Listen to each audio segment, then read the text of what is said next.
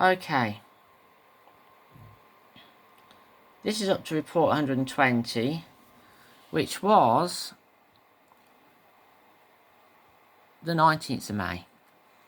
So I've done a lot of updating on my spreadsheet, probably at least 10 days worth.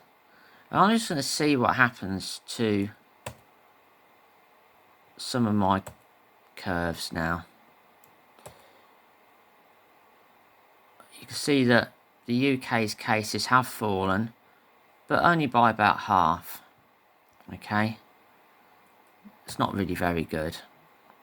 Rest of the world's cases, rest of the world's deaths following the lower forecast. The rest of the world's cases really aren't following any forecast actually. They are actually, let's have a look if I add some data. Maybe I haven't got all of the data. New daily cases. It should be there. Should be there. Let's have a look. They're not actually. The rest of the world's new daily cases are not all there because I've not filled in everything. And that's very naughty of me, isn't it? Okay. It's probably here where I've got to fill those in.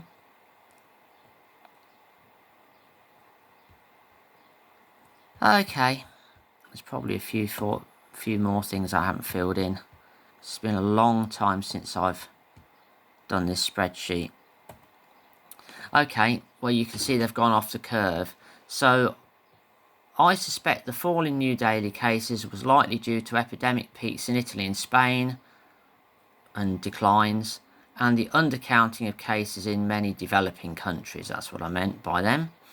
And so that's what we're seeing, I think. It's actually a very gradual acceleration. So it's not like a peak at all, is it?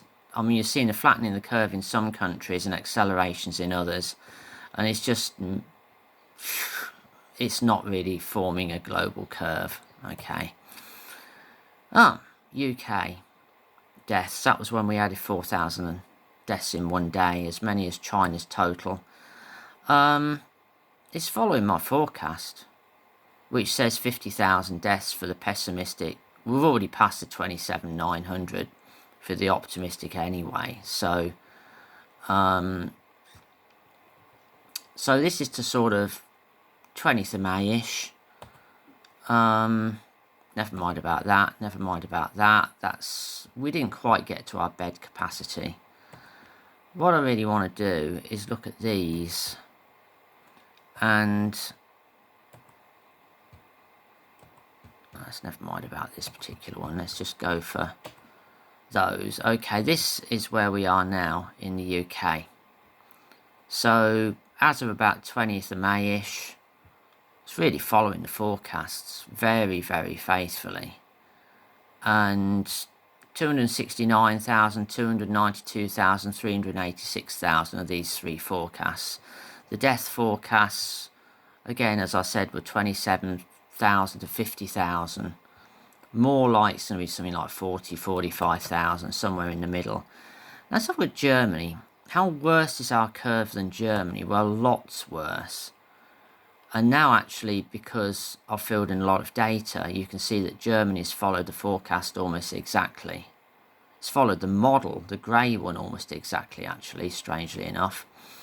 France, these are old, very old forecasts. So France has done well in the old forecast. So they're going to end up with far fewer than 260,000 cases for this wave. And Spain, with the strange negative day that they had, again, they've done better than the forecast. But, I mean, it's the same order of magnitude. It's pretty accurate, actually.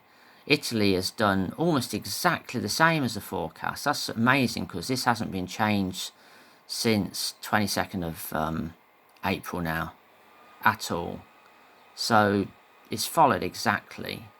I mean, the optimistic and pessimistic forecasts and the model, I mean, it's giving about 240,000 cases. And that's what you're going to get. The deaths forecast is a bit worse than my forecasts, actually. I probably had a too optimistic a starting point. I probably should have started it from up here somewhere rather than this figure here. But anyway, it's pretty much in the ballpark. So these trend lines from way back have worked for all of those countries. The thing is that the point is that we are doing so much worse than a country like Italy. Okay, this is where we were. We were overtaking Italy in terms of number of daily deaths at that point there. I'm not going to bother to do anything else with that graph for the time being. I'm going to add some more data to these, actually. Add another 6 or 7 days of data and then do an update later. But what I wanted to show was just how worse we're doing in the UK than the other countries, basically, in Europe. So, you know, we have got such a broad curve. Some Singaporean people have supposedly, they'll have used a model like this to say when we have less than 1 case per day or some stupid thing like that, which won't work anyway because you've got clusters of cases. But I mean, I could have done that ages ago. And you can see that we are going to have cases until at least, well, August. We'll still have, you know, this is 1,000 here. So we're going to still have hundreds of cases, maybe even into July and August if we're not careful. And we're not careful. Okay, whereas Germany is already in that few hundred, you know, in mid-May. So's France. So's Spain. Okay. So's Italy. Fewer than 500 there for that point. So we're doing so much worse than those countries. I don't know why. Apart from we have crap policies and crap health secretary and a crap prime minister and a crap prime minister advisor who buggers off to Durham or wherever he goes. I'd love to know, actually, about that guy. Can't remember his name. No, Dominic Cummings, yeah. That jerk. I wonder, he must have filled his fuel tank up when his wife had the disease to drive her to Durham. And he had the disease very soon afterwards, so he probably already had it. He was probably already infected. So he'd have put his hands all over the petrol pump, gone in the garage, paid the cashier, been to the shops on the way there to pick a picnic or something for his trip to Durham. I mean, these people are just beyond... I mean, what can you say about this country that allows arseholes like that to be in charge of our country? We're getting exactly what we deserve, which is this. That's all I've got to say about it. Okay? Not that any other party would have done any better, because they wouldn't. They wouldn't have closed the borders. They wouldn't have done what they should have done. And they didn't do what they should have done. Next time, I'm going to show you a message from Matt Hancock to my MP, which makes my blood boil now I read it. It just shows what an arrogant little twerp he is.